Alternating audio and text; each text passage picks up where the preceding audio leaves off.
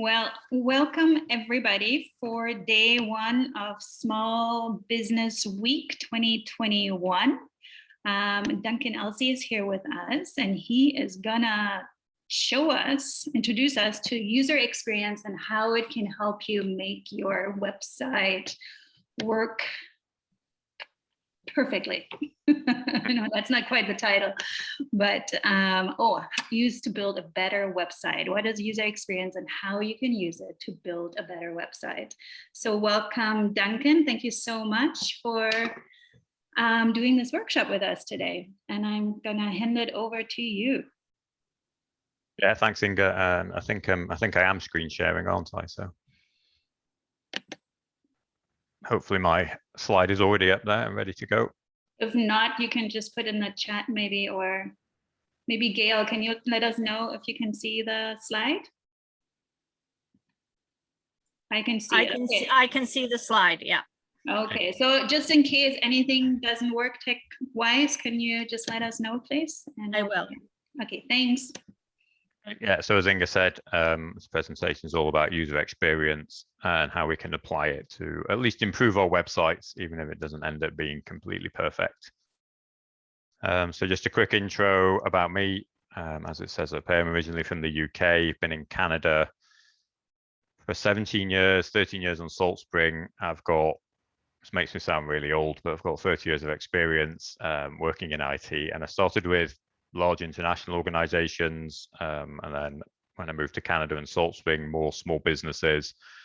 Myself and my wife have our own online business, so these days I specialize in e-commerce, and I've got a particular focus on WordPress and WooCommerce. I also, a few years ago, became certified with the Norman Nielsen Group, who are one of the biggest organizations in the world for website and technology user experience, and I spend a lot of time running the coaching tools company, which is our own business.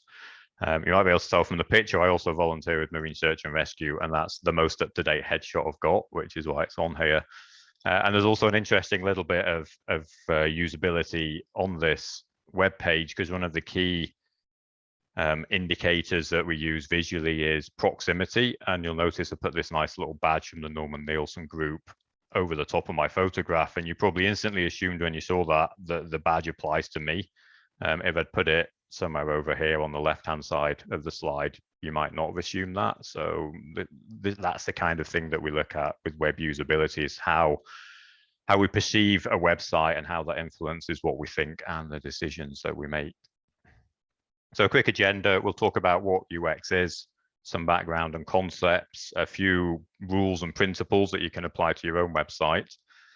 So that's the theoretical stuff, and then we'll take a quick look at how you can carry out your own user testing with maybe some examples of that. And if we've got time, we might even do a quick live user test, just so you can see how that goes. And ultimately, with usability testing, the only thing that really counts is the experience that a user has on your website. The rules and principles are really useful to give you a head start, but until you've seen an actual user try and use the website, then the rest of it is just best practice. And finally, this is a huge topic.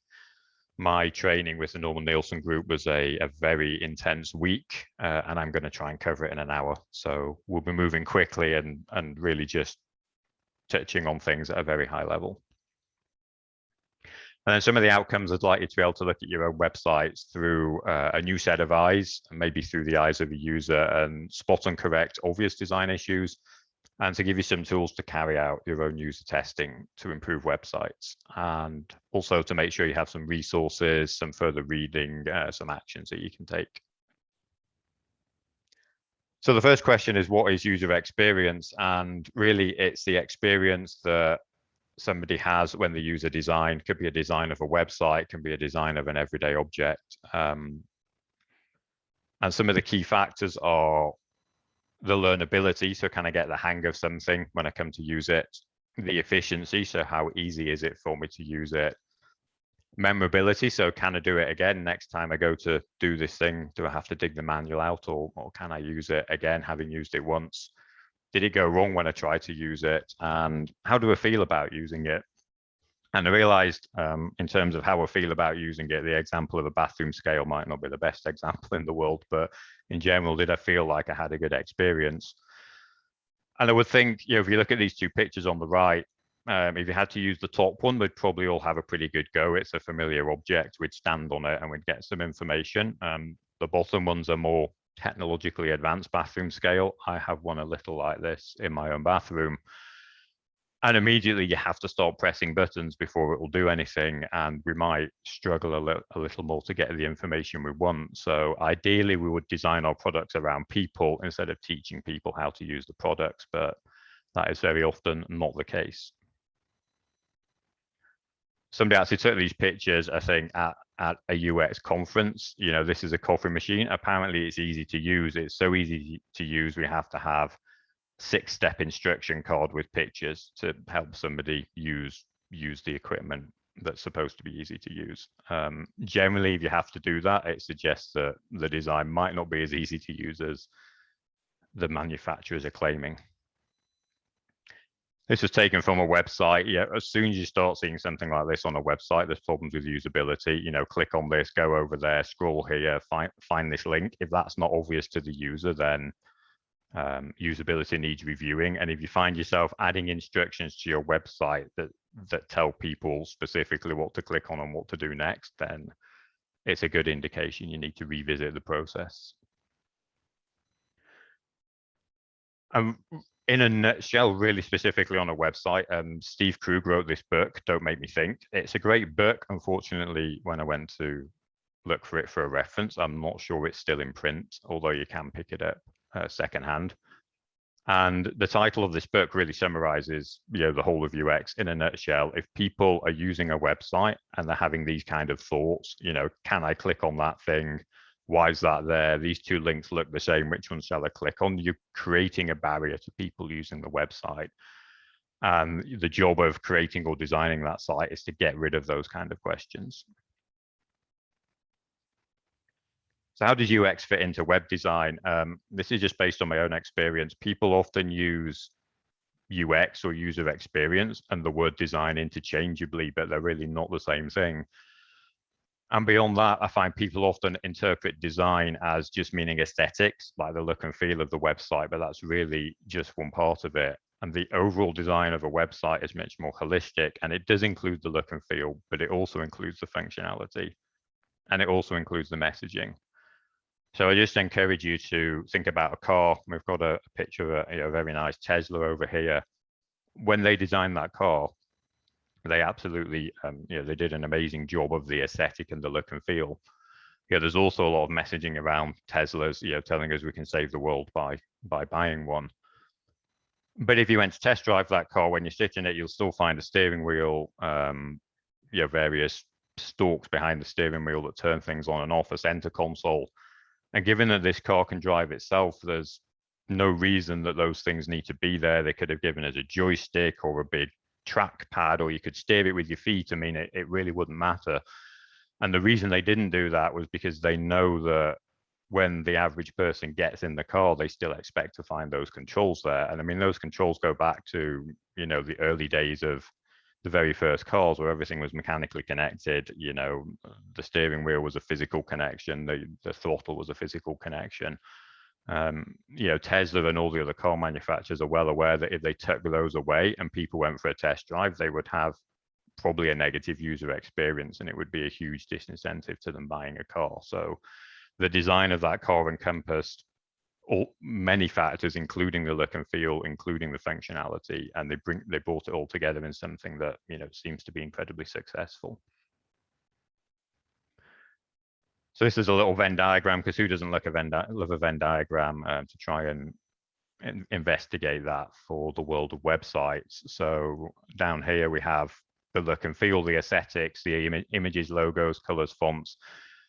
These are incredibly important, and I don't want to give the impression that usability somehow trumps a beautiful looking design. This has been studied, and people have done studies that shown that users will rate the usability of a more attractive product more highly than a less attractive product, regardless of whether that functionality is actually different. You could call that the Apple effect, or maybe even the Tesla effect. There's then the customer engagement, the storytelling. Tesla have done an amazing job around their storytelling. Do I, as a customer, think this website is going to solve my problem? So the aesthetics are really that 10-second impression. The website looks nice. I start reading it. I decide the website might help me. Once I've decided that, this is where user experience comes in. Are there clear calls to action, a clear navigation through the website? Do I understand the terminology? Can I do the thing I want to do with high satisfaction and low frustration? And in an ideal world, our websites would land right in the middle here. We'd have a great design, we'd engage with the customer, and the customer would have a great experience on our website. And yeah, there's a lot to talk about here. This is a 1-hour presentation, so we're really just going to drill in on the customer experience side of this overall picture. And this is an amusing slide of a Venn diagram that I remembered when I was putting Venn diagrams on here. I think I'm somewhere at the middle of these 3 different types of people. So just for some background, the whole area of usability really emerged during World War II, trying to design systems that work well with the human body of mind. I heard a story about a large aircraft where the operator of the aircraft were getting confused between the lever that opened the landing gear and put the landing gear down and the lever that controlled the flaps during the flight of the aircraft. And so the Air Force put some behavioral psychologists on the plane with the pilots, and they noticed that the pilots had a lot to do, and they were glancing at the levers and they're pulling the wrong lever. And what they finally did was put a little icon or a model of a wheel and a flap on top of the levers, which largely solved that problem. It's probably one of the earliest examples of the use of icons to help people use a system. We take icons completely for granted now. They're all over our desktops and our phones, but at the time that wasn't a well-used concept. And in the 1980s, this field of human-computer interaction really emerged. They combined computer science, cognitive sciences, psychology to better understand how people interacted with technology. And then Xerox PARC stands for the Palo Alto Research Center. They were one of the first developers of the Windows type user interface, the mouse, etc.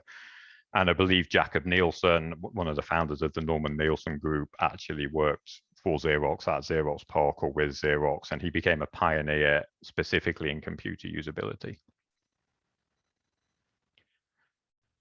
So just some key concepts. When we use any system, whether it's a website or something else, we go through the same steps. And those steps are perception. So how do I recognize what I'm looking at?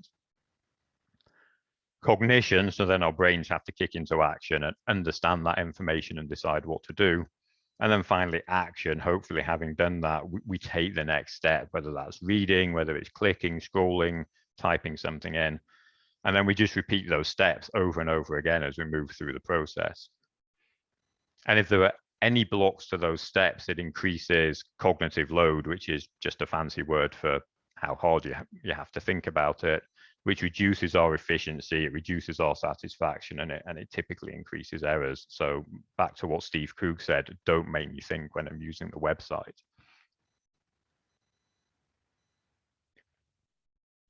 And when we move through those stages, there's some universal abilities or limitations that we all have as human beings. Our ability to perceive, which many of us take for granted, but it does vary. These days I need glasses and I need different prescriptions for distance and reading, and there's other people with more serious impediments to perception that can become important. There's our ability to remember as you move through various pages of a website. Do I need to remember what I was doing on a previous page, what I added to a cart, what I put in as a password? Can the system help me do that? Our ability to pay attention, it can be pretty limited at the best of times. And on websites, most people using websites, their ability to pay and maintain attention is appalling. And it doesn't take much for people to lose where they're up to and leave and go and do something else. Language processing, our ability to actually understand what's being written and presented on the website, and problem solving. And I'd really hope on a well-designed website that problem solving is the skill that we shouldn't be having to use too often. Hopefully the website works well enough that we don't have to solve problems, but sometimes we do.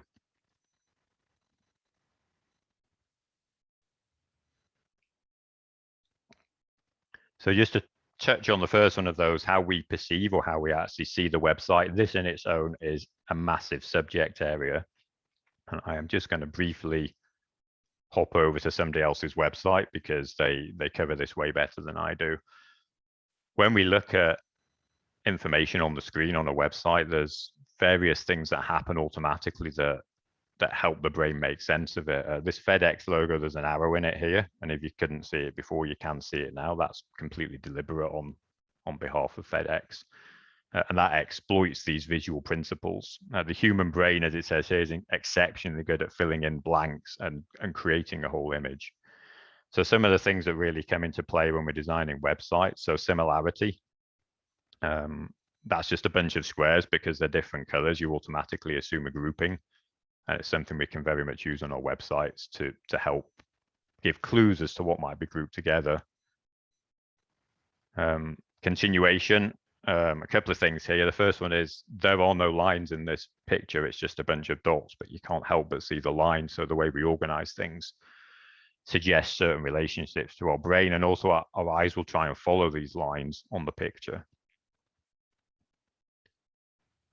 Closure, there's a lot of lines missing from this image, and we can't help but see the complete image. So it's something, again, we do automatically. Proximity, this one, probably above all else, when we're laying out web pages, we see a set of squares here, and we see a square here, but with 3 distinct groupings in it. When we begin to lay things out on a web page, the way we use white space or other techniques to divide things up is hugely important in terms of what we assume goes with what. And there's an example here. I hope you can see that, but on this form, these field labels actually go with the field above, not the field below, but because the spacing's a little bit messed up at a glance, you assume the opposite, and this is where people will start typing the wrong information into the wrong fields, and things go horribly wrong. And I'm sure we've all seen these kind of examples, you know, this flip-flopping between what's in the foreground, what's in the background. These are quite extreme examples, but the use of color and presentation on a website can really indicate what's the important thing and what's just, you know, a background effect. Symmetry and order as well. These our brains love symmetry and order. We can't help but seeing circles here, even though you could see it as a number of curved lines that are split up. We still see the circles. And in this example, we see the triangle and the square, even though the corners aren't explicitly there. They're hidden inside each other. This last one's not hugely important. Common fate just says we'll see a flock of birds rather than a number of individual birds. The key point of that being, let me just get back into presenter view. There's all these visual principles that determine how at a glance we interpret what's on the screen, and the use of white space, the way we group things, the way we align things, the use of consistent color schemes, they're all highly important in how we make sure people can make sense of a web page when they land on it, and they don't have to think too hard about what's on there. So once we've been through that perception phase, the next question is, how do we decide what to do? And there's a number of principles here. Affordance is simply a feature of an object that lets us know what to do with it.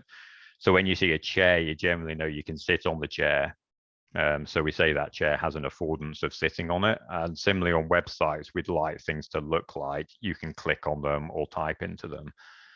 A signifier is a label that tells me what to do, and sometimes they can be in a little bit of conflict. Context and layout will decide what something means based on the surrounding information.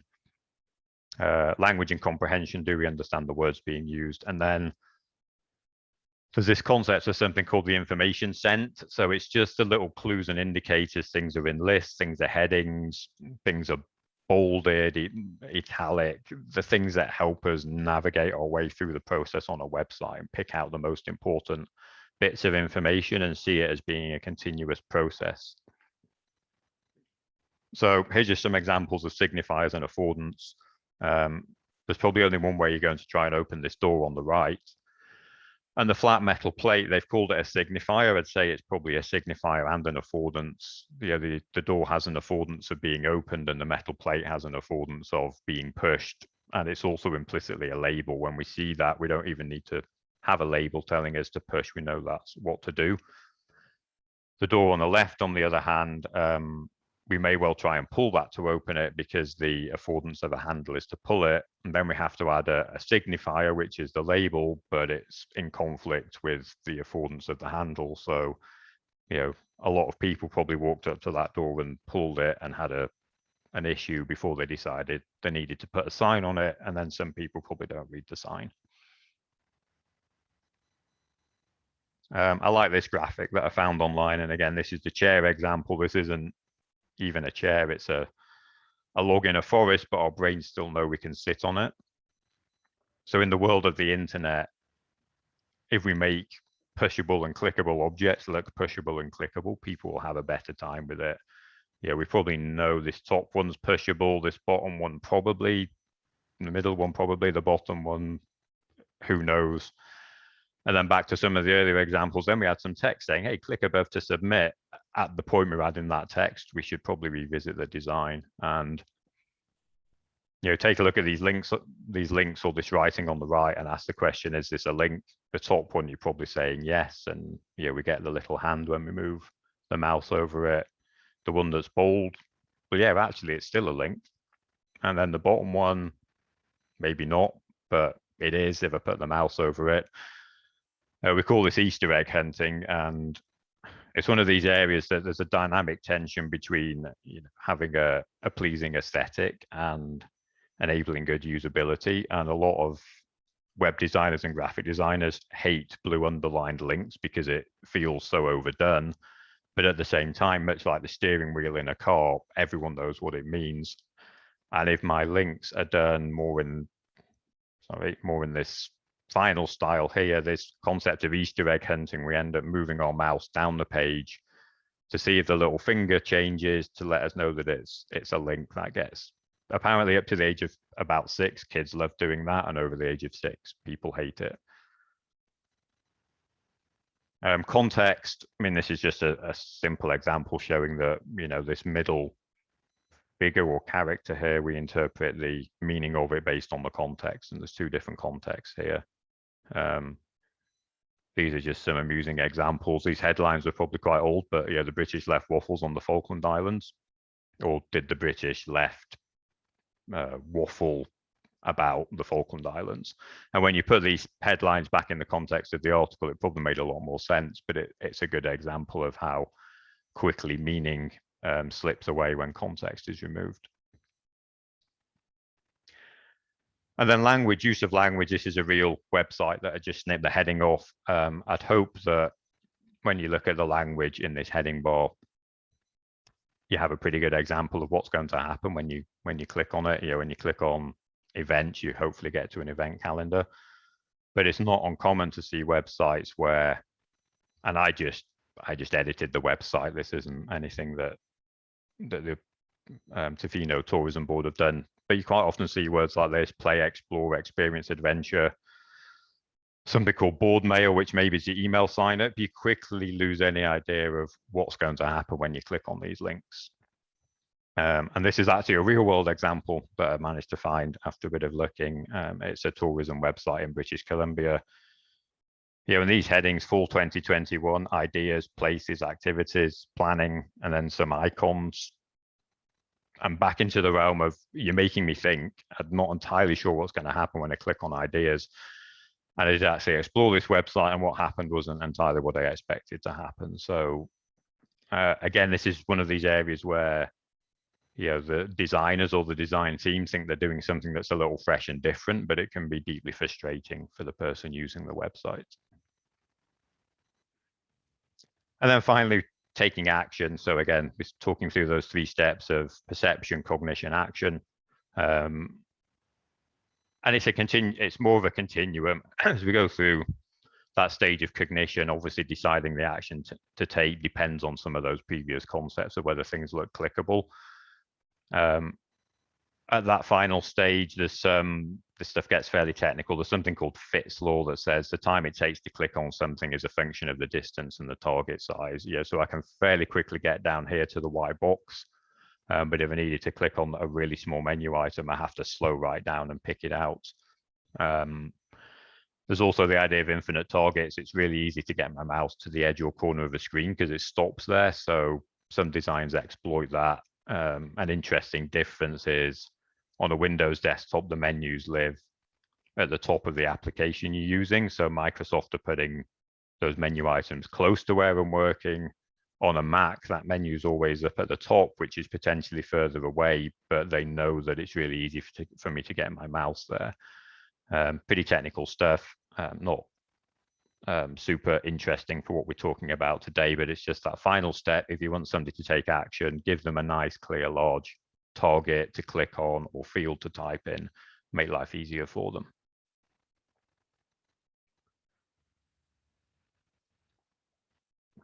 So that's probably about 2 or 3 days worth of the Norman Nielsen Group usability course compressed into 20 minutes worth of slides. I appreciate there's a lot to take in. Each one of those areas is potentially fairly deep and involved. There's probably whole university degrees you can do around some of it, but it just gives you a flavor of this background for usability, understanding the human mind and understanding the way we interact with things, and then getting some idea of what might work and what might not work when people are using our websites. So in terms of putting web usability into practice, here are some golden rules that distill up from those things. The first one is people like things they're good at. I'm going to guess for the people who are on this call or watching this presentation recorded, if you're doing something that you don't feel like you're good at, if you're using a website and it's confusing and you begin to think maybe you're getting it wrong, it's just not a satisfying experience. The second one, and this one's straight from Jacob Nielsen, users spend most of their time on other websites. So what that means is they prefer our websites to work the same way as every other website that they've already been to. So we should design our website for some of the common patterns which people are accustomed to. Menus are generally at the top of the page. Buttons that look like buttons can generally be clicked on. Things that are just text generally can't be clicked on, etc. Think back to the example of the car, the steering wheel, the throttle, the brake, being in a common place and being able to find them and feel comfortable with them. The third one, I really like this one because it definitely applies to me. Websites are designed by people who understand the business, and they're built by people who understand the technology, and they're used by people who don't understand either. So yeah, of course, to us, that particular word means our product, the thing you can buy. We understand that. We understand we need to follow these steps to get it in the shopping cart and pay money and check out. It doesn't mean that the user understands that when they arrive on your website. And the final one is, you are not the user. I am not the user. Only your user is the user. So, of course, people understand that. Of course, they'll be able to do it. That it doesn't mean anything when we say it. And this is just a little statistic I found on the Norman Nielsen Group website. When they tested a website with a navigational scheme, so words that were related to the way the users would model the product, they had an 80% success rate. When they used a navigation scheme that the company came up with based on their own internal thinking about the product, they had a 9% success rate. So it just gives you some idea of the difference it can make to see things from the user's point of view.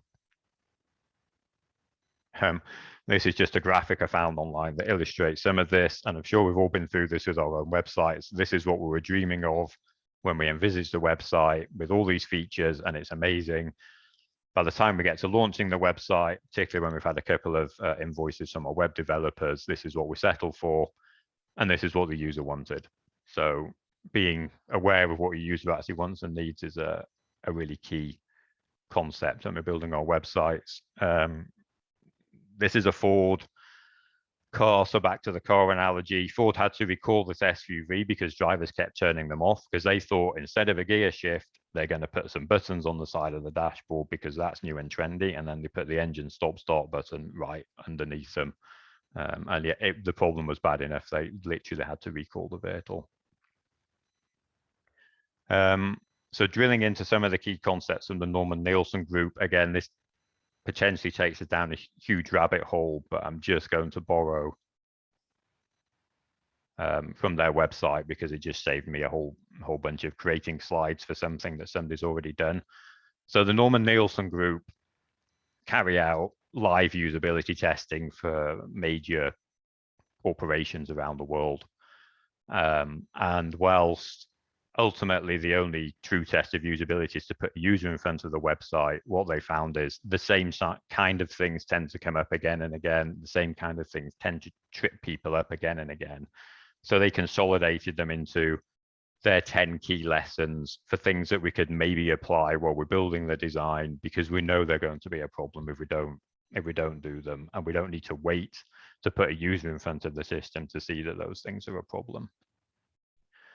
So the first one's visibility of system status. The example they use in the real world is the "you are here" board that you might find in a mall, if anyone's been to a mall in the last 2 years. Communicating clearly what the system's doing. When you add something to the shopping cart, some visual feedback that says, yes, you just added that to the shopping cart, it's now in your shopping cart. We touched on this one briefly, but the match between the system and the real world. This is a great example. I think we've probably all seen stoves where the little controls are in exactly the same layout as the burners, and it makes it really easy to use. And if they don't do that, they have to have the little dots, or they say, back left, front left on them. I have to think about how to use it. So just making sure the user understands the meaning without any extra efforts. User control and freedom. So clearly marked emergency exits would be the real world example. So making sure the back button works, having home in your menu, because being able to get back to the home's a really key thing. Having the menu at the top here, sometimes you get to those pages where we take away all the menus because we want the user to do one thing, but it also takes away control from the user. Consistency and standards, we already talked about this, with the car example, but sticking with external consistency. So what are the external characteristics of websites that tend to be common across all websites? And then also internal consistency, so as people navigate from page to page or from product to product, the same information comes up in the same place. Preventing errors, keeping the car on the road. You see this all the time when you're filling a form in. The best forms tell you before you've even left the field that that's not an email address. That's not a valid date or time. And then when you get to the end and try and submit it, maybe there's more errors that come up. We try and stop the users going any further through the process until things are correct. Recognition rather than recall. We talked earlier about memory, just giving users as much information as possible about what they've done before, what's going to happen next. A lot of e-commerce websites have the little shopping cart somewhere. They show you if there's something in the shopping cart. You can see what's in the shopping cart. You don't have to remember that 5 screens ago I added something to the shopping cart, and then I went and looked at alternatives, and then I came back. So anything you can do to reduce the user's dependence on their own memory. I certainly know my memory is not necessarily what it used to be, so I appreciate any extra helping hands. Flexibility and efficiency of use. The example to give is, the tourist might get the tourist map, the local might use a shortcut. This is really for websites where you might have repeat visitors. Can you provide ways for people who are familiar with your website to do the same thing, more quickly while still supporting a user who might never have been to your website before? The aesthetics and design, generally the more you add into the visual design, the more there is for the user to look at. So trying to keep each web page, each product focus on the specific thing that's relevant to the user on that web page. I feel like this number 9 should be up with the other one about errors, but once an error's occurred, helping the user recover from it. So making sure the error message looks like an error message, making sure there's an easy way to get back. You're trying to check out on the store and it says that's not a valid postcode, or that's not the right expiry date for your credit card. You can very easily correct that information. And then finally, help and documentation. Is there something more complex going on, making sure that there's a way of accessing appropriate help for the place the person is in the process or on the website. So again, there's an absolutely huge amount in there, and that's a very quick walk through it. So I just put some examples in here, making sure people can see what active page they're on, or that the system, the thing that goes around the egg timer. When you click on something on a website and nothing happens, and still nothing happens, and it doesn't take long to think, did I click on something? Is the website doing it? The mapping to the real world, we talked about having the cancel buttons and the homepage, consistency. So I think I talked about most of these examples. Yeah, for the recognition rather than recall, we often put breadcrumbs at the top of the website that say, from the homepage, you went to the product page, you went to the specific product, so we can see exactly where we are. And the other one that I added on here, response time. This is a quote from somebody doing usability testing who said, I feel like the time I spend waiting for a web page to load actually ages me more than normal time. It's like I'm losing extra life. So, Google are now looking at web page speed as a factor in ranking in the search results, but it also has a direct impact on the user. If a website's too slow, people will rapidly lose patience and leave.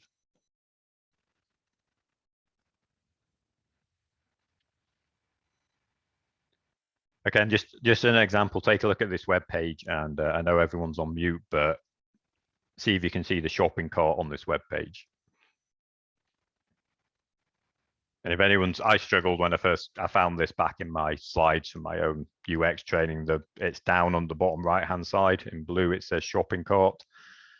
And the reason it took me so long to find it is because every website I ever use, the shopping cart's up at the top somewhere, not down at the bottom. And it's just a great example of sticking with common conventions and making life a little bit easier for people. This is probably an old screenshot. I hope that iStock have changed the website since this was done, but it's a good example how a simple change to the design that isn't really that unreasonable can still it causes me to think back to the don't make me think concept. So before we move on to actually executing your own user testing, why even bother? Well, hopefully you can already see you're going to improve your user or your customer satisfaction. The more easily they can use your website to do what they want to do, the happier they're going to be. They're more likely to come back. They're more likely to engage. If you're a website that has discussion or comments, or you ask for ratings, they're just more likely to do that if they feel that the website is easier to use. You definitely increase trust. If you are selling things, you will increase sales and conversions. It's amazing how easy it is to lose somebody in the process if they struggle to get through. In our own user testing for the coaching tools company in a previous iteration, I did have one person who they got stuck trying to apply the discount code that I was giving them simply so they could check out without paying, because they were testing for me.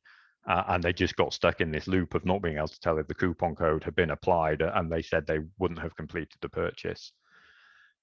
And then I know lots of people are interested in SEO, search engine optimization these days. Good usability can increase your SEO. It can improve Google's perception of your website. Not because Google is carrying out their own user testing on your website, but what they can see is when a user searches and they get the search results and they click on one, if 10 seconds later they end up back at the Google search results, Google absolutely sees that and they take that as a negative indicator. If they go to your website and they never come back to that search result page, Google's going to take that as a positive indicator. They're going to take that as meaning that you solve that user's problem, which really makes Google think that you're a good website to have in the search results. And so if your usability is good, it's more likely the person's going to stay on your website if they like the experience they're having. So whilst it's not a direct measure, Google absolutely sees the impact of having a website that has better usability, and that can lead to increased traffic, increased page views.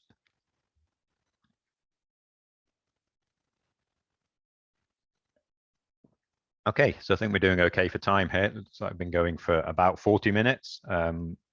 I feel like I've been talking non-stop, so hopefully it's not too much of a brainful for people. But what I wanted to do in the second half of this presentation was talk about how to do your own user testing and hopefully look at a little example of that.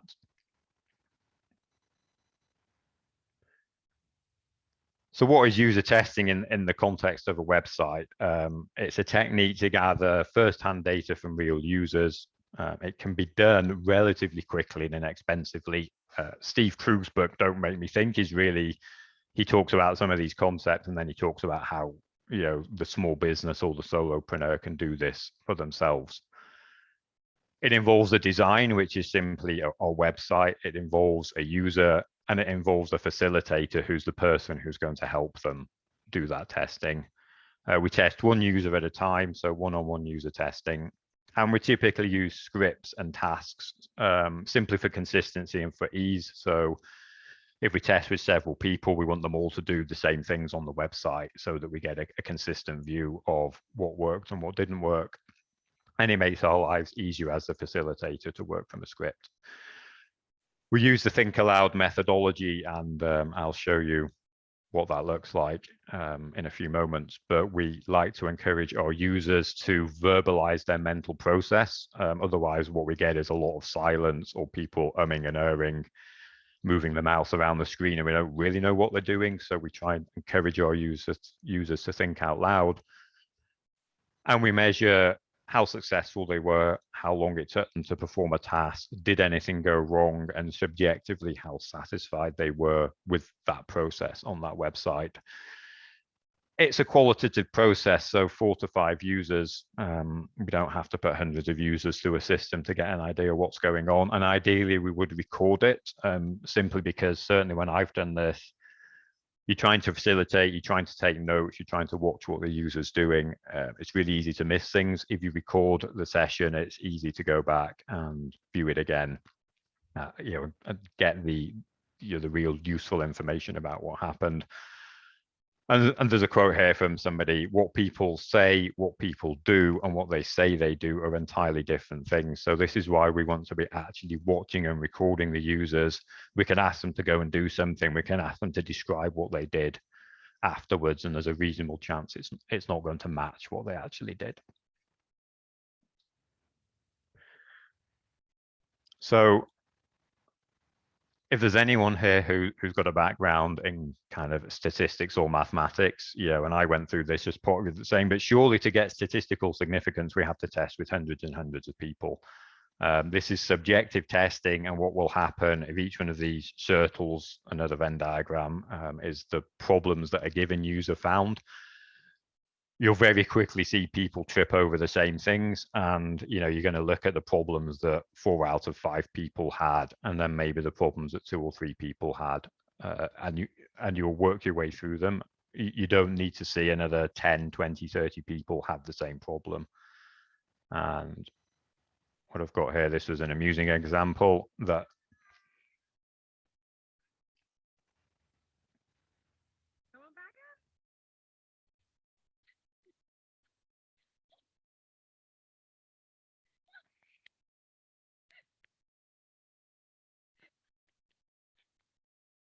I think that last kid was hamming it up a little bit, but hopefully nobody thinks we need another 100 kids to run out of the tent to realize that there might be a problem with the design of that tent for kids playing in it.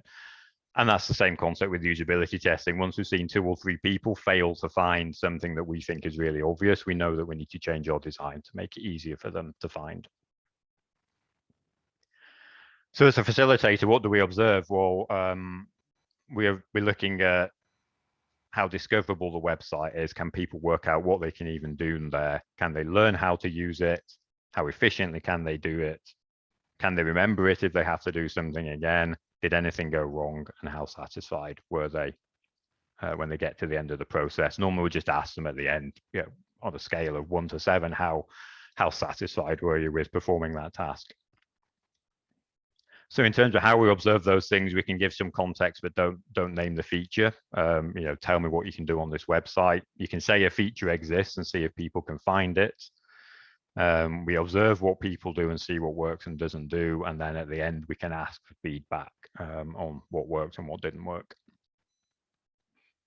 So generally we have two types of tasks. We have exploratory tasks, which are open-ended, research-oriented, see if you like this company, see if anything interests you. And then directed tasks, which are answer-oriented, go and order a thing or perform a specific task, and we see if people get to the other end of that process. So as the facilitator, what you should do, set the scene, explain what will happen, remind the participant to think aloud, give them each task, prompt them when to stop and start if that's appropriate. Make notes if there's something they seem to be struggling with and they're not speaking out loud, then make a note so you can go back and ask them later what was going on for them at that point. Answer questions about the testing process, like, do you want me to start now? Ask follow-up questions and record the outcomes. Maybe actually make a note of whether the person made it through the process or not. When you are the facilitator, do not prompt the tester. Ideally, the facilitator would be a neutral person, not the site owner or the developer, but that might not always be practical. And it's really hard if it's your website not to want to be the pointy head boss over on the right here, just kind of yelling at the user. Sorry. Do not answer questions about what they should do next in the scenario or how the site works, because you will not be there if somebody's using your website for real. What you can do is answer a question with a question. What would you do if you were doing this for real? What do you think the answer is? Do you think that thing was just added to your shopping cart? And don't make noises, gestures, roll your eyes, etc. Ideally, you'd be kind of stood behind them, watching over the shoulder as a silent, neutral observer.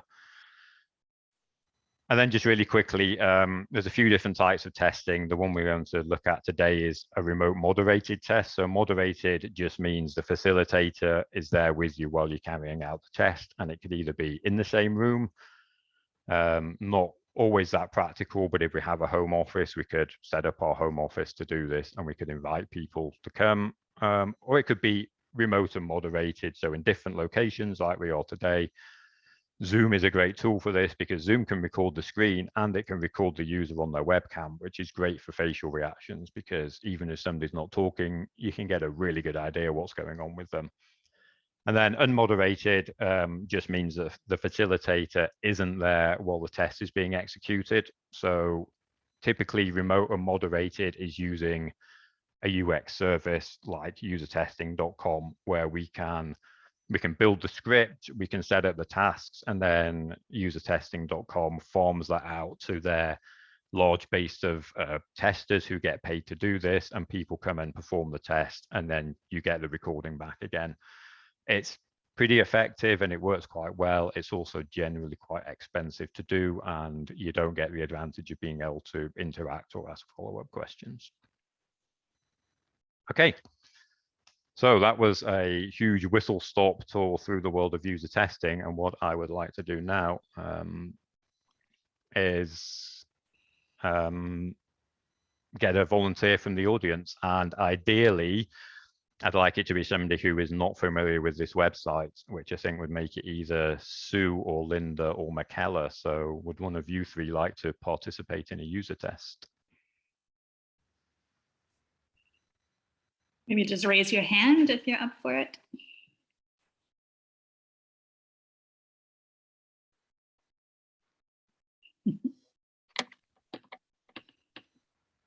Linda raised her hand there. Yay, Linda, thank you. Okay, so we will need Linda to start her video for this as well, so we can see what's going on Linda's screen. Okay.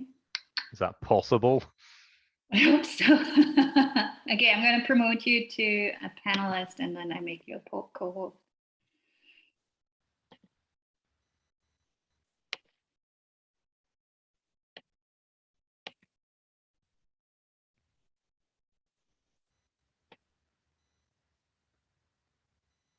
Okay, make co-host. You're gonna put the website in the chat for her, or how are you gonna do? I'll do that in a minute. So Linda, are you able to share your screen? I can. I'm just trying to make see sure you where have, to do that. Make sure you have nothing personal or incriminating on the screen first.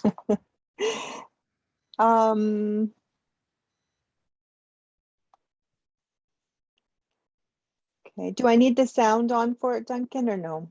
I can hear you, so. Okay. I can see your screen. Okay. Okay, so if we imagine Linda's been recruited to take part in some user testing, she's just joined my Zoom call. Let me move, I have a script over here.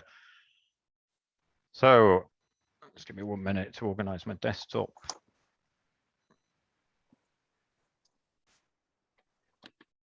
So hi, Linda, this is Duncan from Salt Spring Online Services. Thank you for agreeing to help us today. We've recently redesigned the Southern Gulf Islands website, and user feedback's very important to us, so we can continue to improve it. So we're going to have this one-on-one session where I'm going to ask you to perform some tasks on the website. In the interest of time today, it should only last 10-15 minutes. I'll give you some activities to complete on the site.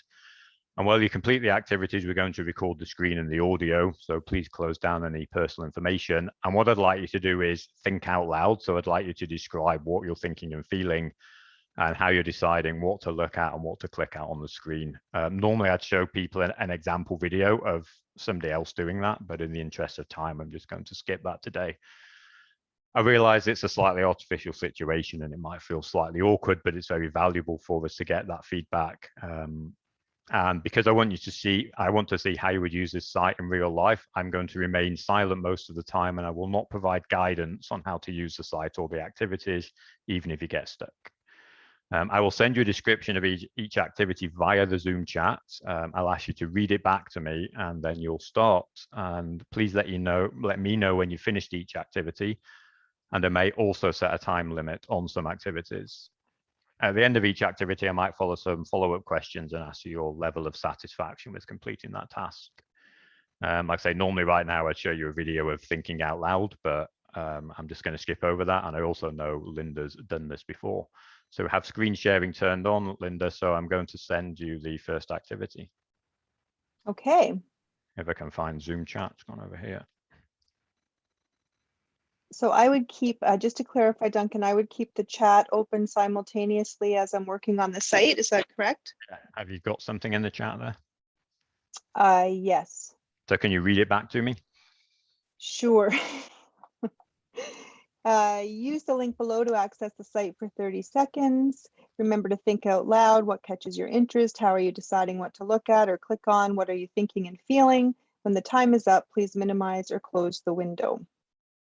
So presumably you will let me know when time's up, Duncan. Just getting a timer going here. I mean, it doesn't have to be like exactly 30 seconds. This task very much, first gut feeling for the website just gives us a really great idea what jumps out at us or not. So when you're ready, if you go to the website, Linda. Okay.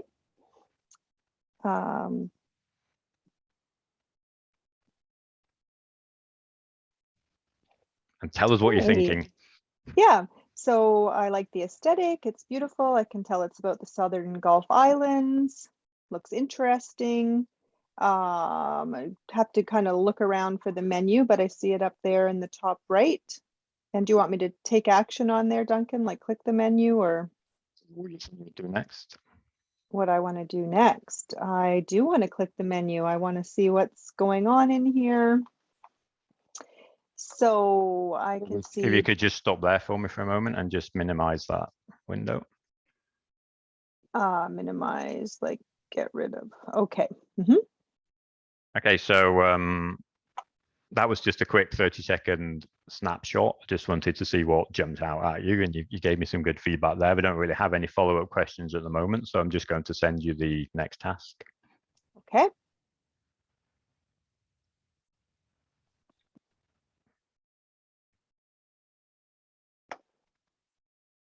Do you want me to read that out again? Yes, please. Okay, use the link below to access the site. Spend up to 2 minutes exploring whatever interests you. Remember to think out loud. What catches your interest? How are you deciding what to look at or click on? What are you thinking and feeling? Okay, so whenever you're ready. Okay. And you can use the same window. You don't have to use the link again. Right. I just have to get rid of this chat here.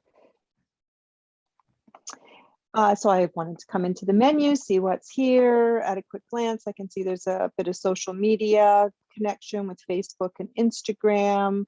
I do want to see about us, just get a quick sense here. Who's putting this out? We're artists, fresh thinkers, nurturers of new life. Okay, that sounds interesting.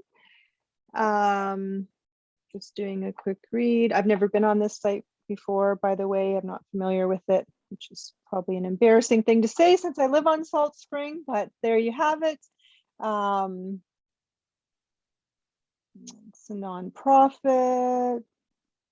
There's a membership component. There's obviously some frequently asked questions here. There's the board. The contact us. So there's a lot going on this about page, a lot of different things. So you know, there's frequently asked questions, there's a membership, there's the people, there's a contact us. So that felt like quite a bit on and about us. You know, my first instinct is feeling like I might like to see, not that you're asking me to assess this, but like frequently asked, like that would be clickable here, that I could, if I had questions, I'd know I could go there.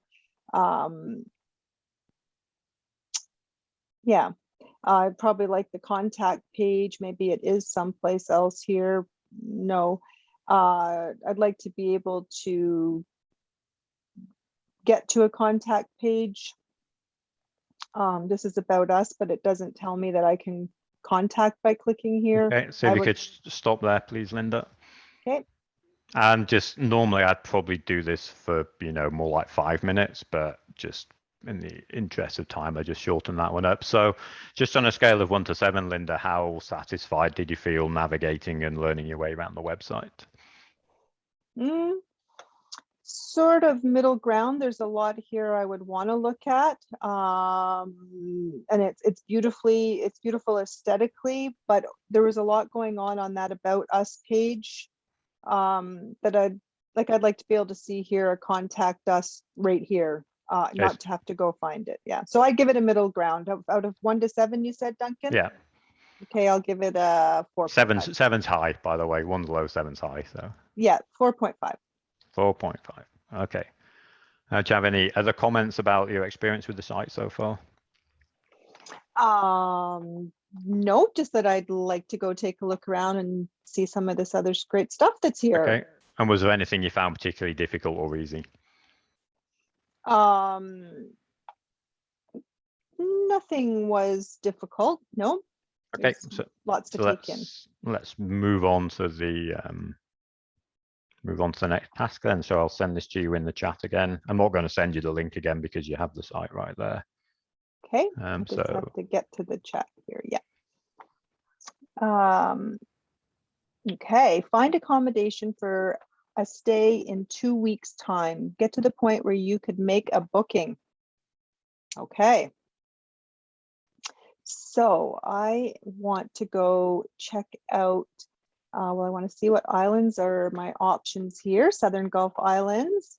I want to go over to, I've never been to Saturna Island. So I want to go check that out. Find more to love and less. Again, wonderful graphics. Stuff to read there about it. I'm supposed to be making a booking, so I need to visit the site. So that makes me feel like I'm going to a different site. Did I go to a different site? Yes, I did. I went to Saturna Tourism. So now I need to find the accommodation. I'm kind of feeling like I need to go back where I came from. So I am a little bit confused all of a sudden. Okay, there's some accommodations. I had to scroll down to get that. Sorry, I'm just turning to my bigger screen over there. Okay, here's some places to stay. I won't spend too much time, you know, picking a place I might choose to stay, but I'll just try to do what you said about making a booking. So that looks like it is an email address. So presumably I would be writing to them to see about availability, unless there's an availability or any sort of calendar on here. So it looks like it's one by one, reaching out to any of these places. So I'll just, presumably the next step would be to email this person or visit their website and see if that specific place has any kind of availability calendar.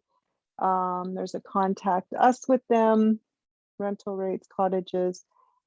Yeah, so now I'm on, yet another website, which is fine, but I just need to, yeah, so it seems like obviously the next step would be to email this person and try to make a 2-week booking.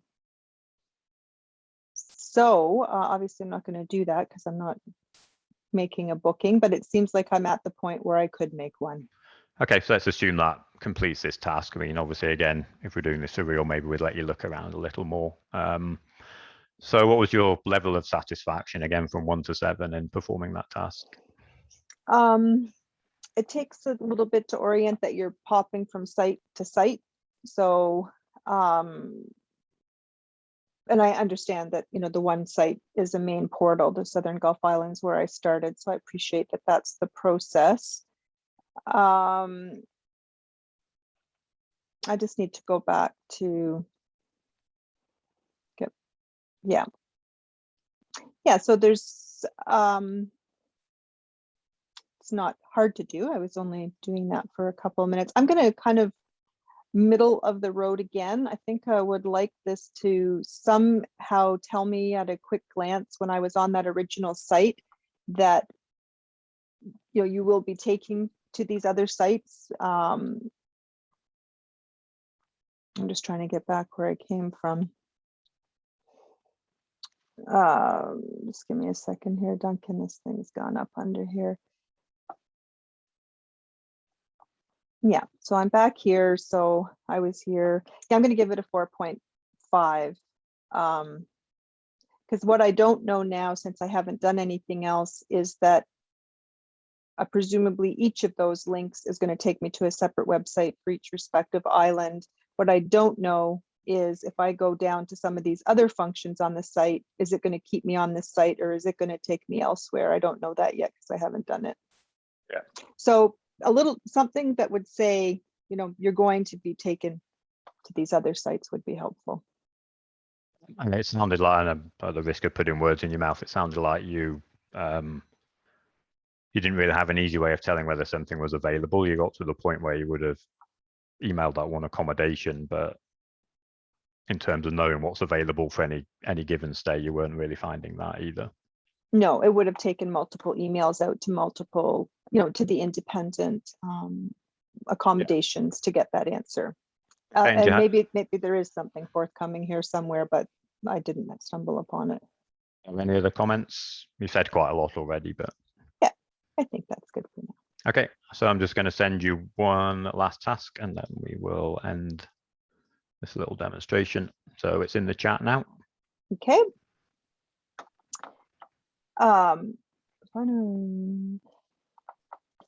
Sign up to get more information, communication from this site. Okay. Well, I know from my glance at that about us that that's where I can find some information, but I'm just going to look here, explore, closer summer woman.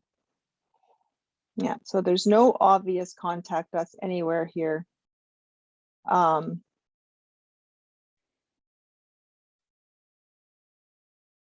I just, because I'm interested in getting a place to stay, because that was my last task, I just want to see if I hit stay, if it gives me any obvious place to contact.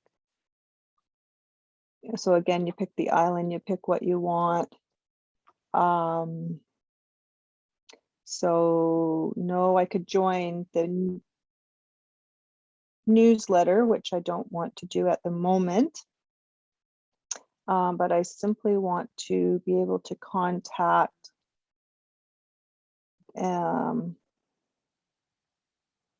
so I could put in a search to contact.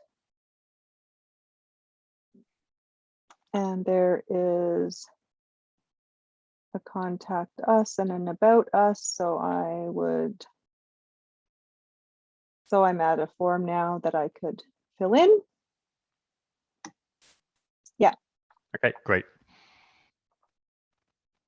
Okay, so actually the task there was actually to sign up. So I was thinking more Oh, about this the newsletter sign up. Okay. I was Sorry. thinking more about the newsletter, so I'm sorry if the wording wasn't clear, but it's still as hopefully people are probably seeing, any user interaction with the website normally elicits useful information.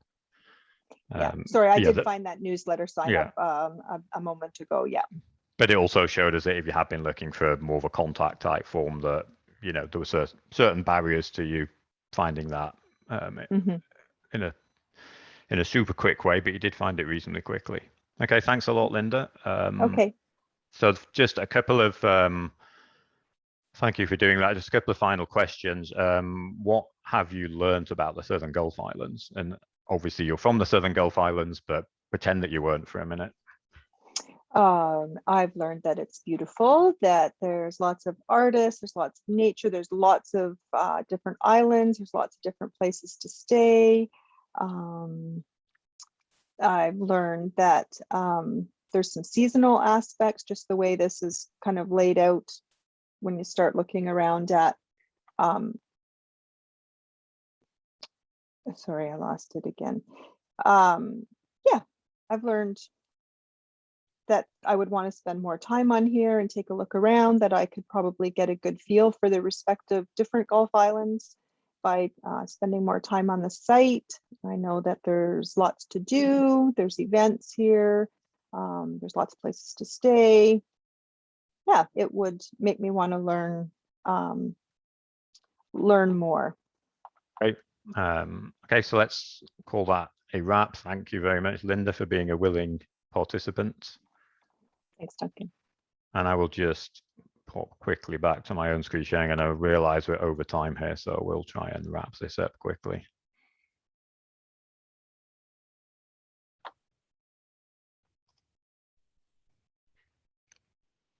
Okay, so just let me just bring this over here. I don't know whether people can people see on my screen now. I hopefully have my example script. So this is exactly what I read out, and then I have the tasks in here.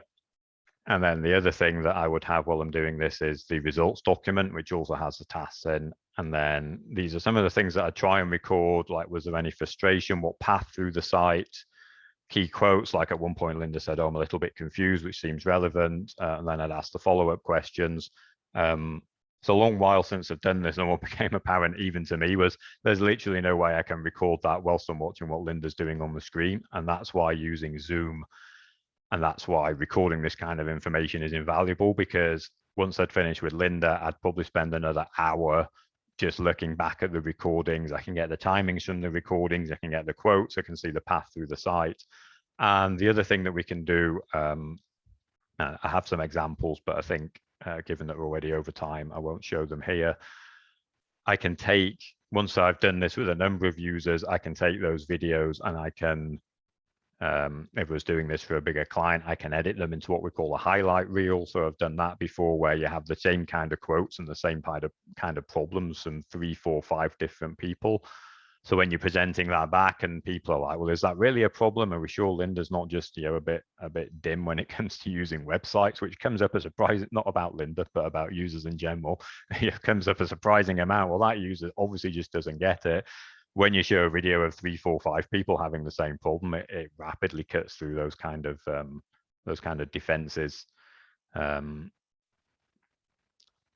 you've got a chance, I would encourage you to take a look at this website. This is the one that I had the menu from earlier. I think it's still the same,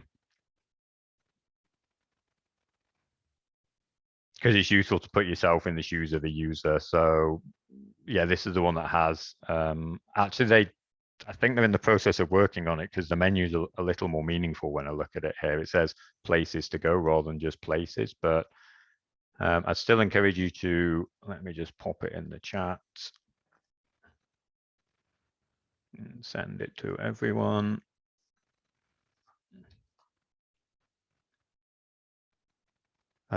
Take a look around that website and ask yourself some of those questions, like give yourself 2 minutes, try and maybe find out what's happening in the next few weeks or find some accommodation and see how easy you find it.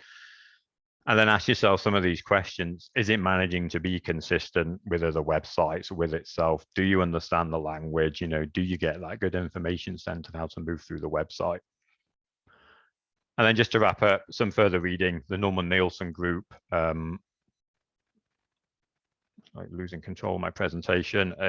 These are the people that I trained with. They have a blog here. This blog is just, it's called articles on here. It's just full of useful information, and you can drill right in web usability, user testing. You find here are the 10 heuristics that we talked about.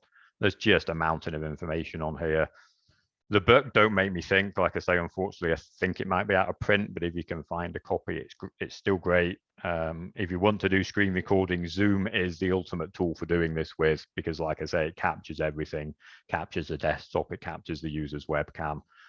I use a tool called TinyTake. If you did find yourself doing this in person, TinyTake is free for recordings up to 5 minutes. It's inexpensive for longer recordings, and it will actually record your computer screen without needing to be in Zoom. And then I listed out some other tools here. The only one I've ever used is usertesting.com, and I think they've radically changed their pricing model. There's a lot that I haven't heard of that have obviously come into existence since last time I looked at this.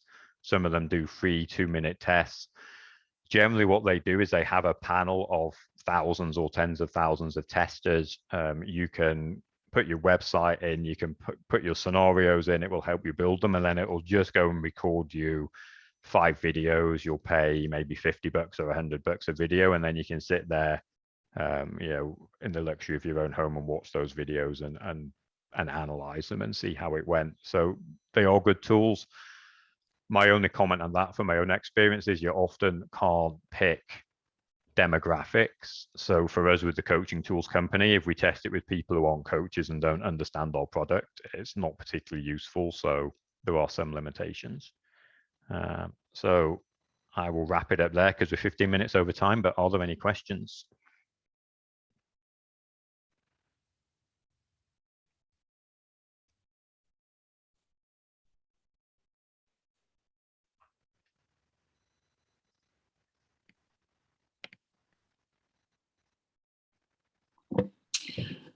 Where can people find, like, are you able to make the slides available to the audience and your questions that you used?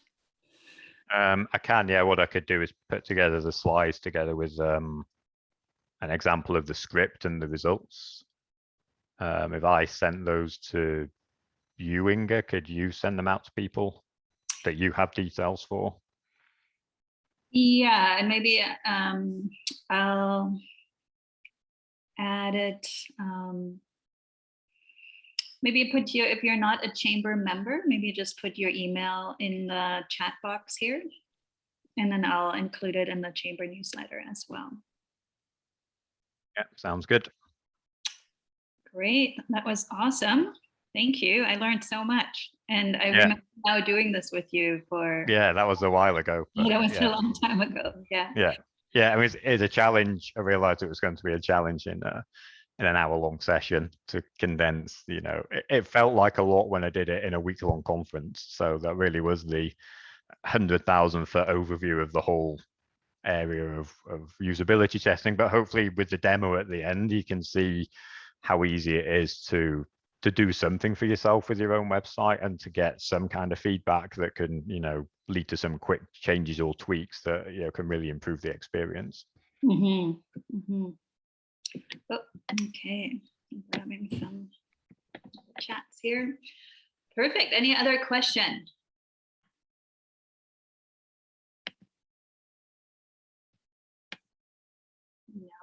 Well, thank you so much, Duncan, for your time, and everybody who Welcome. showed up live here for this session. If you're watching the recording, I hope you get a lot out of it as well. If you have any questions about this, Duncan, do you want to just pop in your email in the chat here are you open to having people contacting you? Yeah, I mean, obviously, if the questions, getting complex and involved, then I reserve the right to limit the length of the response. But I can try and point people in the right direction if they do have questions. Great. There you go. That's my email address. Okay, perfect. Well, that was a great start to the Small Business Week. We're gonna have 3 more workshops and a panel discussion coming up tonight at 7. If you are producing any services or products that you might want to consider selling off island, you should join us tonight at 7 p.m. That's a Grow Your Business, How to Export Your Products or Services Off Island.